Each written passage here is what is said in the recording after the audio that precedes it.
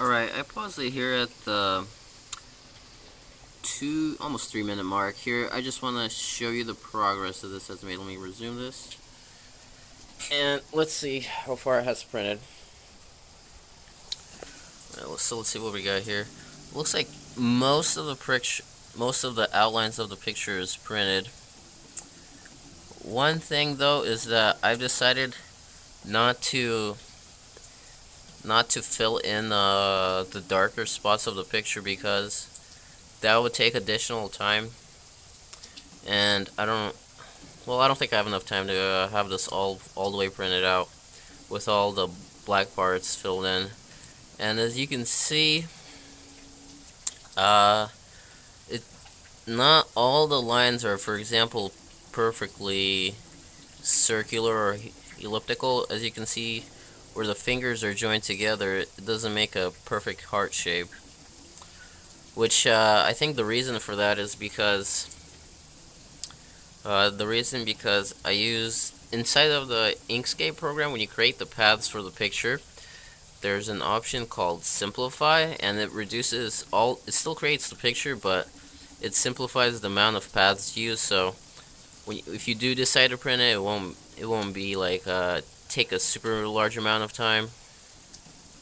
But I can see this was probably a bad mistake, as you can tell that some of these lines aren't exactly perfect, but it's pretty good otherwise. Alright, looks like it's already finished printing. Let's see what it looks like. Here's you just saw the z-axis and the y-axis reset the position to the origin. Let me turn this off, or the printer or the little motors won't actually budge. Let me move this. Alright, let's see what we got here.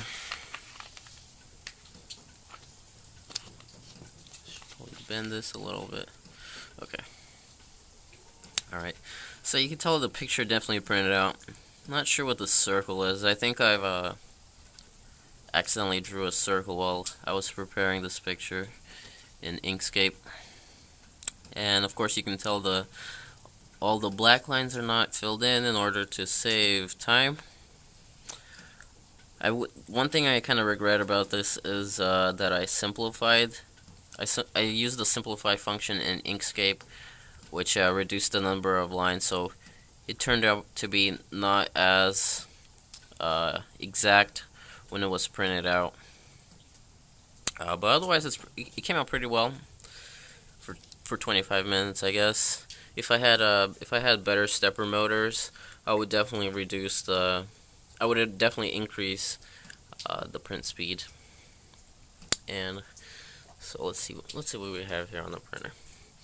I have this here panel that came as part of the printer. I think this was supposed to be a shield. It's got foam over here, and if I remember correctly, what this shield did is that what did it do? Oh yeah, it covered. There was like this ink cartridges, which was just like a big long roll of tape, and it protected that.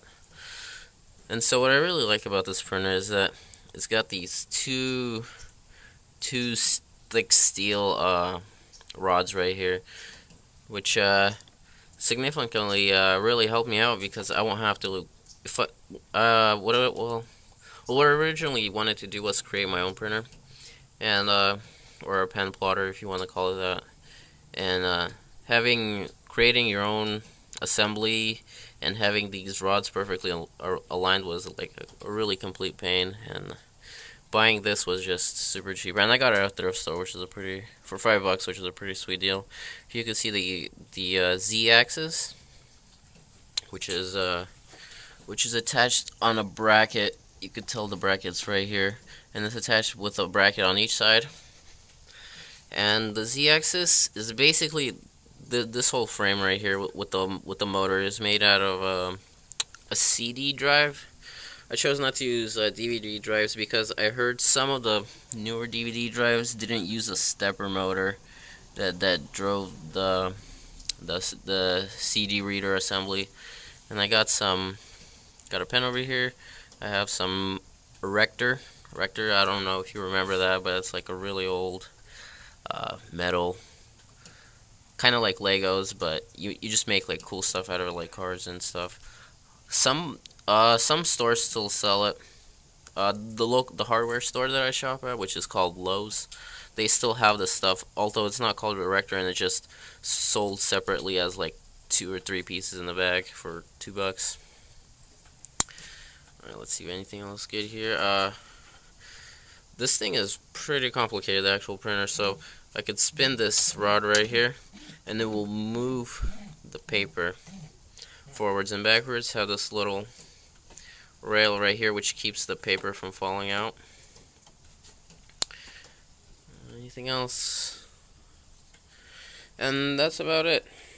There's definitely some improvements that I gotta work on, such as this LCD over here, and I should probably change the speed of the printing so that